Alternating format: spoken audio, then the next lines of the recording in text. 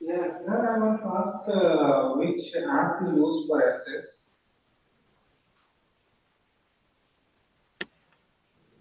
Am I audible? Only Mago is okay. Yes, you're audible. Yes, you're perfectly audible, dear. You can start. Good evening, everyone.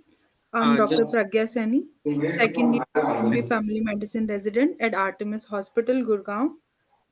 In this classroom hosted by Spice Route, Haryana, I'm presenting the topic DVT and pulmonary embolism under moderation of One Dr. speed, Neeraj Sir, sir, Head of Department Nucleus Hospital, one speed. Bhiwani, Haryana.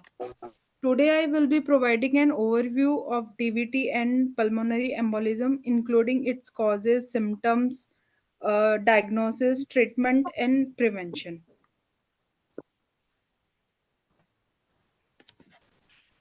Deep vein thrombosis and pulmonary embolism, collectively referred to as venous thromboembolism, and pulmonary embolism refer to the obstruction of the pulmonary artery or one of its branch by the thrombus or thrombi that originate somewhere in the venous system or in the right side of the heart. And embolization, when venous thrombi detach from their site of formation, they embolize to the vena cava, right atrium, and the right ventricle and log in the pulmonary artery circulation, thereby causing acute pulmonary embolism. Epidemiology of pulmonary embolism. uh, in the United States, there are an estimated 1 lakh to 1 lakh 80,000 deaths attributed annually to PE. The annual PE related age standardization mortality rate has been increasing among young and middle aged adults since 2007. excuse me, Uh, Dr. Pragya, just 1 minute. Can you make the PPT to full screen? Vishnu here. Make it to full screen. Slide screen show mode. You can just go down at the bottom. There's an icon, or you can simply click F5 in your laptop or in your device.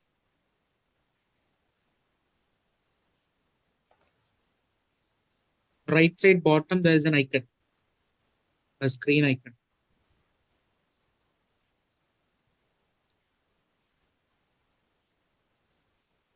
Or in the top, you can just go to the slideshow. The top. Yeah. Or type F5. Anything is fine. I mean, just click F5.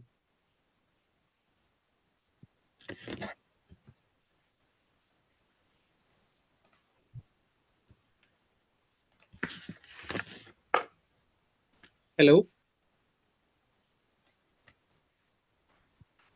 Hello, Dr. Pragya?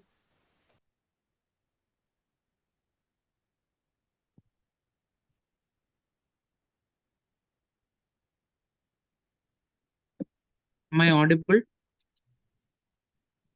Yeah, you're audible. I guess she's working out something. She has put Just herself click, on. click. Yes, I sir. Yes, sir. Yeah, yeah. just go to the slideshow in the top, the icons. The top after home insert, there is slideshow. Yes, sir. Just click Sorry, on sir. slideshow. Sorry, sir.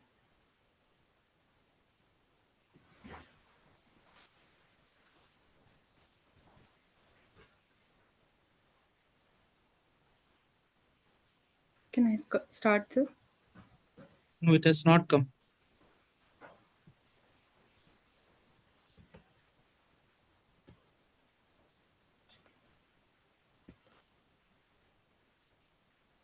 Have those seats.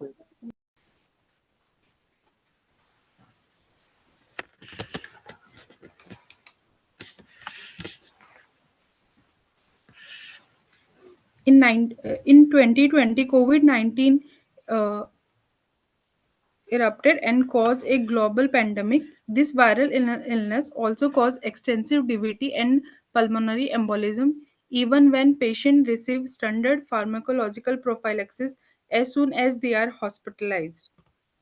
Risk factor of DVT and pulmonary embolism: uh, cancer, obesity, cigarette smoking, systemic arterial hypertension, chronic obstructive pulmonary disease, chronic kidney disease, estrogen containing contraceptive, pregnancy, postmenopausal hormonal replacement, surgery, and trauma. Sedentary lifestyle is increasingly prevalent.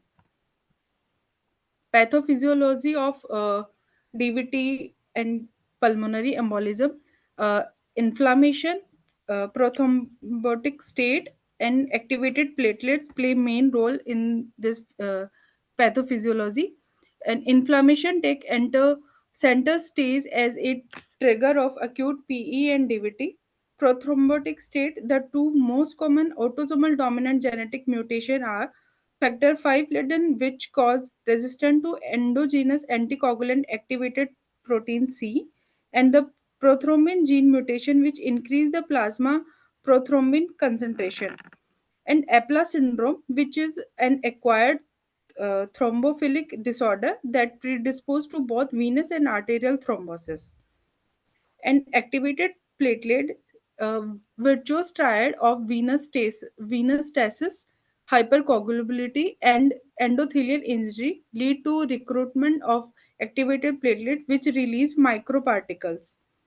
These microparticles contain pro-inflammatory mediators that bind neutrophils, stimulate them to release their nuclear material, and form web-like extracellular network called neutrophilic extracellular traps. These prothrombotic network contain histone that stimulate platelet aggregation and promote platelet-dependent thrombin generation. Other pathophysiology abnormalities include the following: increased pulmonary vascular resistance due to vascular obstruction, impaired gas exchange, alveolar hyperventilation due to reflex stimulation of irritant receptors, increased airway resistance, and decreased pulmonary compliance due to lung edema, lung hemorrhage, or loss of surfactant.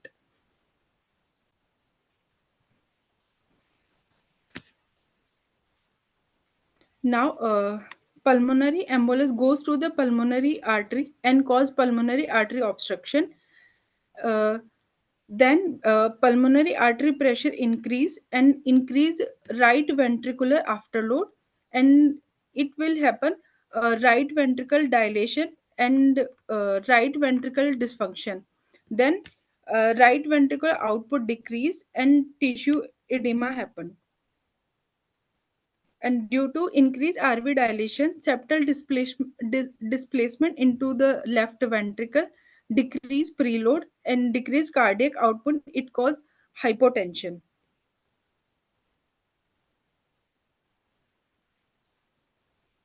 Sign and symptoms of pulmonary embolism.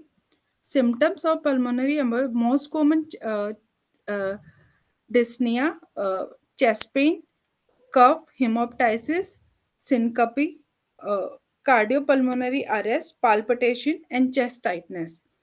And signs of PE is tachypnea, tachycardia, hypotension.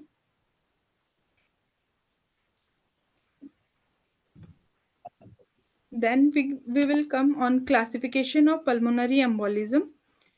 We will classify it massive pulmonary embolism, submassive, and low risk pulmonary embolism. In massive pulmonary embolism, systemic arterial hypotension, patient in shock, extensive thrombosis affecting at least half of the pulmonary vasculature, and the dyspnea, syncope, hypotension, and cyanosis are hallmark of the massive PE. And submassive intermediate risk pulmonary embolism, RV dysfunction despite normal, and RV dysfunction uh, present, and arterial hypotension are absent. In low risk PE, patient is normotensive and no RV dysfunction. How to diagnose pulmonary embolism or DVT? If we suspect a DVT or PE, assess clinical likelihood. Then in DVT, if we thought there is low clinical likelihood, we uh, send D dimer. Then if D dimer are normal, D dimer has more negative predictive value. So if D dimer normal, no DVT present. Then we will calculate a well score.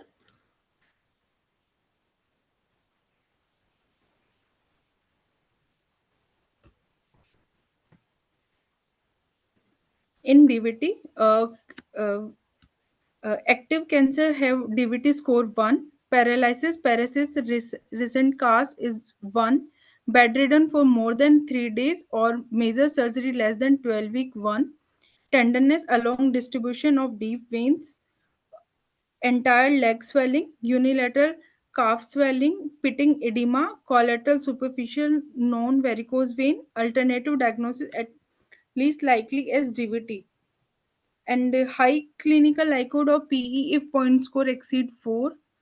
Sign and symptom of DVT, PE score 3. Alternative diagnosis less likely than PE3. Heart rate more than 100, 1.5.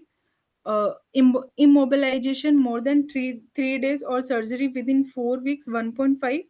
Prior PE or DVT, 1.5. Hemoptysis 1 and cancer 1. Then assess clinical probability, apply well score. If DVT unlikely, well score less than 2, then we send D dimer. If D dimer negative, no DVT. Then if D dimer value is significantly increased, then we obtain venous ultrasound within 3 days, and empirical anticoagulant not necessary. In ultrasound, venous ultrasound negative, no DVT, ultrasound positive, DVT confirmed. In if we apply well score and DVT likely well score more than 2 or equal to 2, initiate empirical anticoagulant as soon as possible. Obtain venous ultrasound within 36 hours. And if ultrasound negative, we send D-dimer. If D-dimer negative, no DVT. If D-dimer positive, then no ongoing anticoagulant. Repeat venous ultrasound in 5 to 7 days. If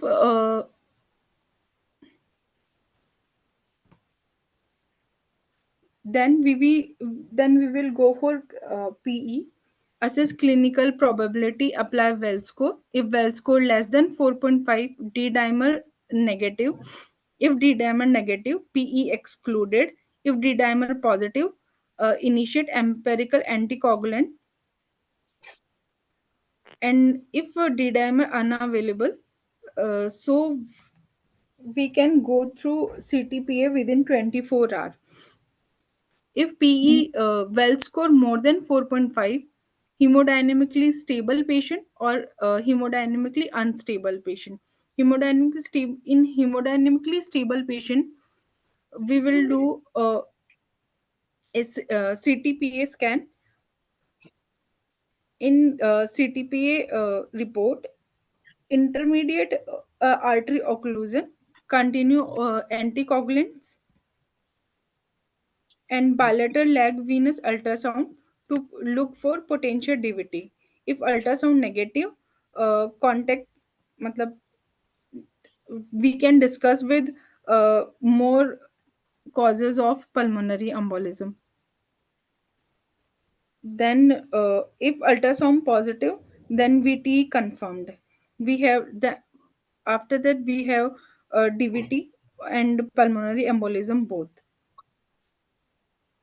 Then CTPA negative, PE completely excluded. So we seek for other causes of symptom of MI, COPD exacerbation. And CTPA positive, PE confirmed, continue anticoagulants, minor clinical stability, and determine if outpatient management is safe and feasible. In hemodynamically unstable patient, or uh, we can say this massive pulmonary uh, embolism, initiate ACLS and seek urgent consultation, uh, and then initiate empirical anticoagulant. Now we will discuss non-imaging diagnostic modalities. In blood test, D-dimer rises in presence of DVT or PE because of the breakdown of fibrin by plasmin. The sensitivity of D-dimer is more than 80% for DVT and more than 90% for PE. A normal value of D-dimer is useful rule out test of PE. Then elevated cardiac enzyme, serum troponin and plasma heart type fatty acid binding protein level increase because of RV microinfarction. Myo- Myocardial stretch cause release of brain natriuretic peptide or anti-proBNP. In ECG, the most frequently cited abnormality is S1Q3T3 sign, S wave in lead 1, and a Q wave in lead 3, and inverted T wave in lead 3. This finding is relatively specific but insensitive. We can see T wave inversion in lead V1 to V4 because of RV strand and ischemia.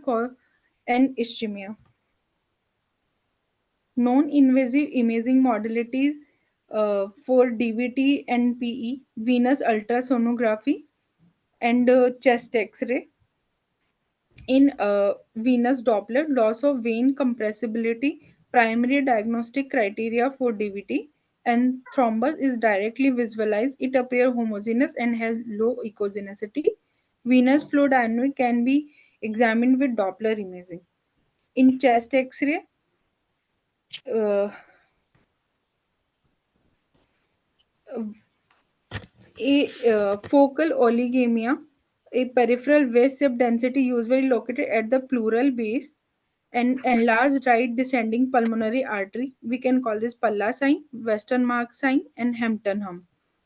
In Western mark sign, we can see this is a hypovascular area in periphery, and Hampton is this is west area, and in Palla sign, a prominent right descending pulmonary artery.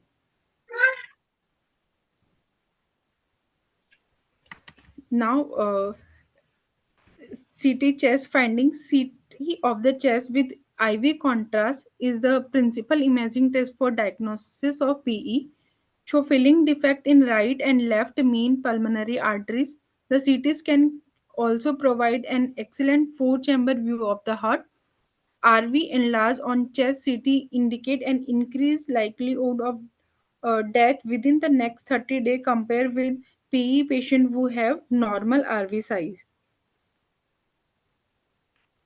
And lung scanning. In lung scanning has become a second line diagnostic test for PE used mostly for patients who cannot tolerate IV contrast in in CKD patient or AKI with CKD.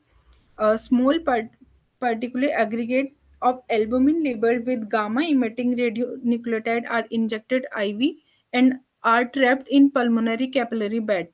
The perfusion scan defect indicate absent or decreased blood flow, possibly due to pulmonary embolism. Ventilation scan obtained with a radio-labeled inhaled gas such as xenon or krypton improve the specificity of perfusion scan. And abnormal ventilations can indicate abnormal non-ventilated lung, thereby provide possible explanation of perfusion defect other than acute PE, such as asthma, chronic COPD. In echocardiography is not a reliable diagnostic imaging tool for acute PE. Transthoracic echocardiography rarely images thrombus directly. The best known indirect sign of PE on transthoracic echocardiography is McConnell signs, hypokinesis of the RV free wall with normal or hyperkinetic motion of the RV apex. These imaging modally are identified saddle, right main, and left main pulmonary embolism. Invasive diagnostic modalities, pulmonary angiography. Invasive catheter based diagnostic testing is reserved for patients with the technically unsatisfactory chest CT and for those in whom an interventional procedure such as catheter directed thrombolysis is planned. A definitive diagnosis of PE requires visualization of an intraluminal filling defect in more than one projection. In contrast, phlebography, venous ultrasonography has virtually replaced contrast phlebography as the principal diagnostic test for suspected DVT. However, contrast phlebography is used when an interventional procedure is planned. And treatment of pulmonary DVT or pulmonary embolism, uh, it is divided in initial therapy, primary treatment, and then secondary prevention. In initial therapy, in first 5 to 21 days, initiate when diagnosis of DVT and PE is confirmed. Higher intensity of anticoagulant is used for this period. In primary treatment, in first 3 to 6 months, anticoagulation is used to treat an acute event for symptom relief or to prevent clot progression. In primary treatment, full dose anticoagulation is used after we assess the patient and consider stopping or continuing anticoagulant therapy. In secondary prevention beyond 6 months, anticoagulation is used for prevent future episode of thrombosis. When we have confirmed diagnosis of DVT and PV, we will decide hospitalization required or not. If yes, uh, criteria for hospitalization of the patient are limb patient have DVT, hemodynamic instability, massive PE, severe pain requiring narcotic analgesic, hypoxia, active bleeding or high risk of life threatening bleeding, uh, dialysis dependent patient, and unable to arrange to or establish reliable communication or follow up, and in outpatient anticoag in outpatient anticoagulation, consider short-term hospitalization to monitor patient with hemodynamically stable PE to ensure stability. In initial therapy, first 5 to 21 days, we will give apixaban 10 mg twice daily for 7 days, or rivaroxaban 15 mg twice daily with food for 21 days, low molecular weight heparin, and warfarin. Then we will go for primary treatment in first 3 to 6 months. Apixaban 5 mg twice daily, rivaroxaban 20 mg once daily, dabigatran 150 mg twice daily, and warfarin and low molecular weight heparin monotherapy.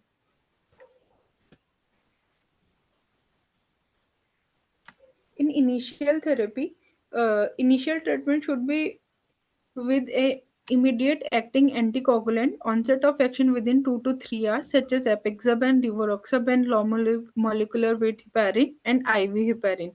Apixaban 10 mg twice daily for 1 week, followed by 5 mg twice daily. Rivaroxaban 15 mg twice daily for 3 weeks, followed by 20 mg once daily with the dinner meal.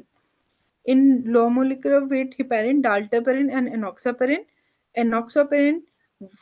we will give according to 1 mg per kg twice daily with normal renal function, and dalteparin 200 units per kg once daily, or 100 unit per kg twice daily with normal renal function. And unfractionated heparin, bolus or continuous infusion to achieve APTT 2 to 3 times of the upper limit of the lab. In primary treatment, all patients with an acute episode of VTE require at least 3 months of the therapeutic anticoagulant.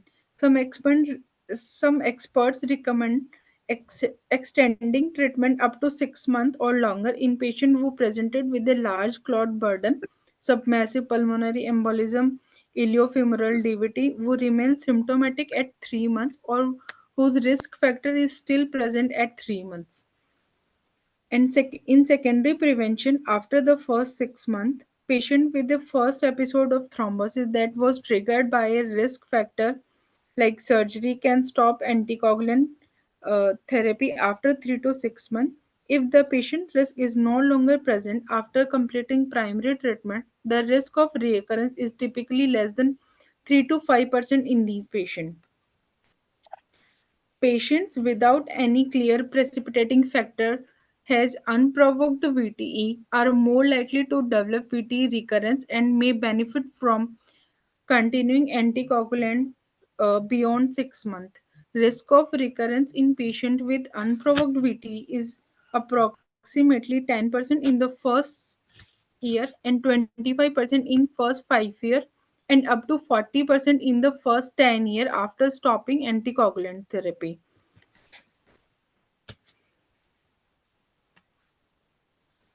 And most commonly used anticoagulant for primary treatment and secondary treatment. Apixaban and rivaroxaban, warfarin require 5 to 10 days of administration to achieve effectiveness as monotherapy. Use full dose unfractionated heparin, raw molecular weight heparin, fondaparin as bridging agent when initiating warfarin. Continue parenteral anticoagulant for a minimum of 5 days and until two sequential INR value at least 1 day apart achieve the target INR range.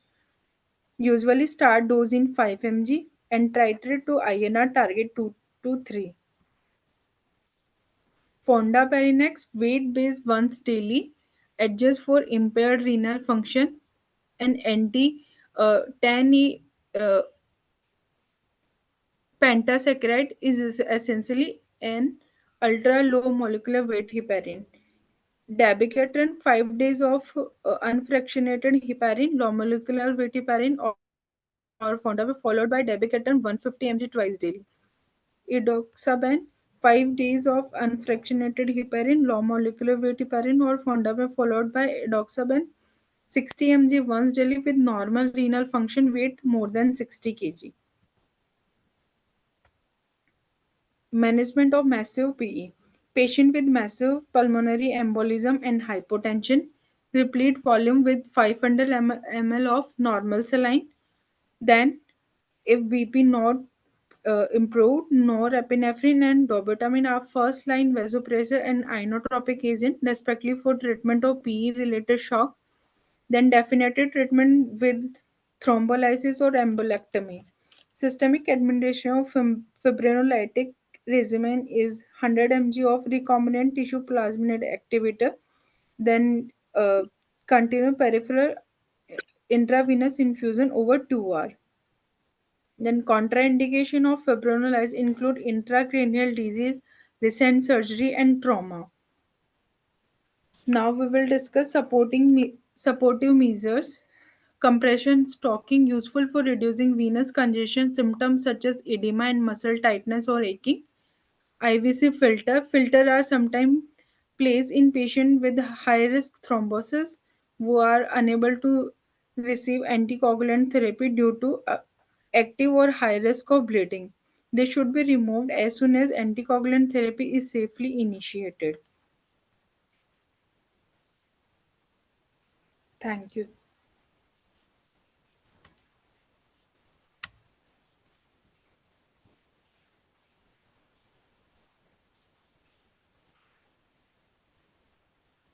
It's a nice presentation, Pragya. This is Dr. Neeraj. Good evening, everyone.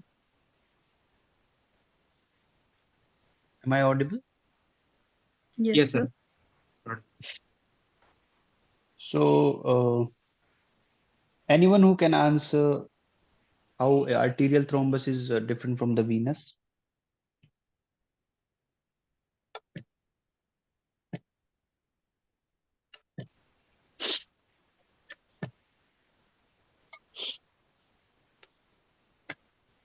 Hello?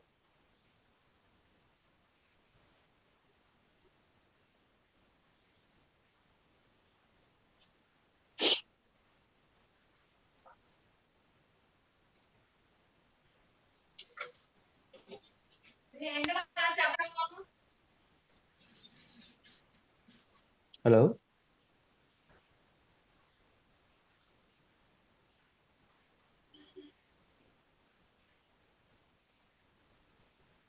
Yes, sir, you are audible. I don't think anybody wants to answer right now. It will be great if you can tell it, guide us. So, arterial thrombus, the main content is the platelets, though it contains the fibrin as well. The venous, the pathophysiology in the DVT is stasis of the blood, and it contains more of fibrin than the platelets. So coagulants are preferred in there. But as we know in the arterial thrombus, we prefer the antiplatelet drugs. You summarized it well. It was a nice topic and it's very important. One of the common emergencies we face, and sometimes it is missed because it's very the presentation is much similar to myocardial infarction, so cardiac arrest. So, what is the most common ECG finding in pulmonary embolism?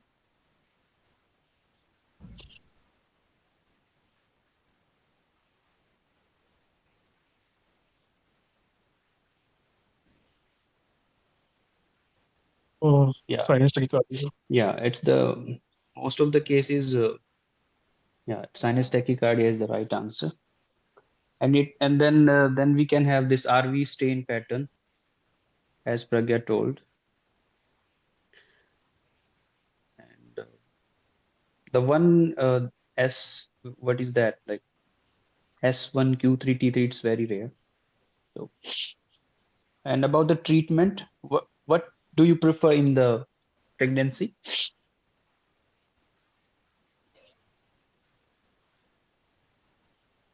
chats are there?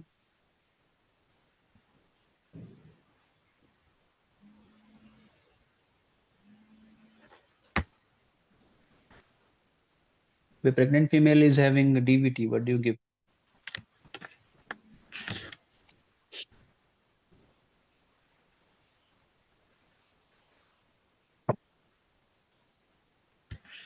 Yeah.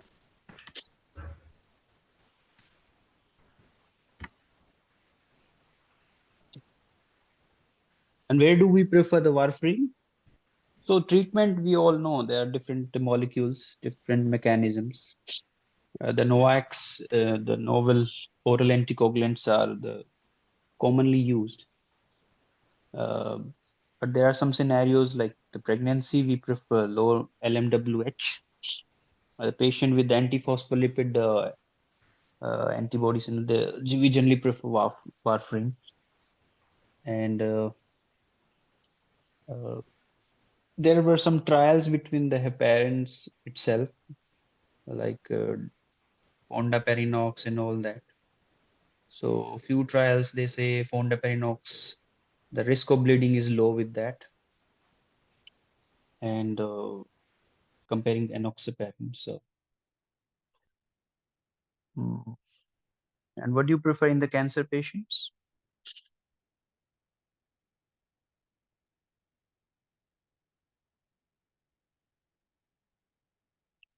Hello?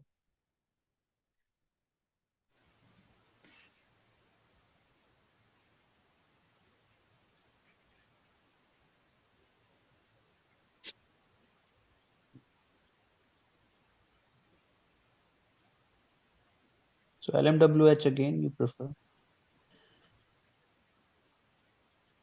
And if you have to give one NOACs, which one will you give?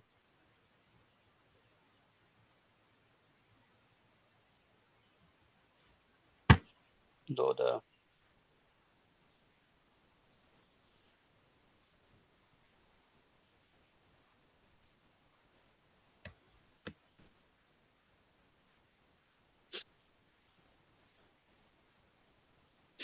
Dabiga- dabigatran, though it's not available in India, the antidote, I don't think it's available in India. The antidote is available for dabigatran. So it was a nice session. So thank you very much for joining. Thank you, Pragya, for presenting this very important topic.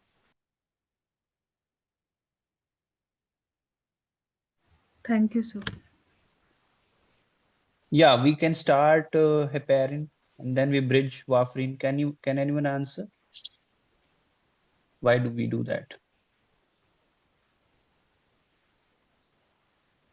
You can start warfarin the day you start heparin, because can anyone answer that?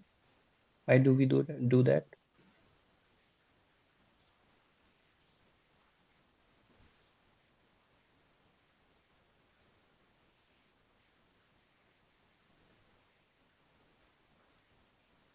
Anyone else? Yeah, that's right. So warfarin, it has a procoagulant effect in starting. So it suppresses protein C and S. So till the time warfarin takes over, you give heparin. So that's why we bridge it. So, okay, thank you so much. Yeah, Thank you, sir. thank you, Pragya.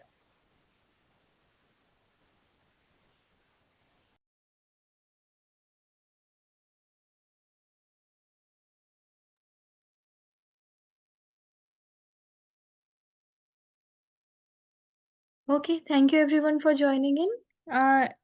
Does anyone have any question? It's a good time to put it on chat or ask directly.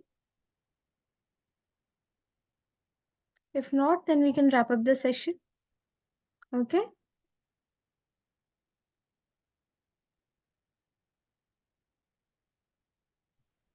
think we can wind up the session.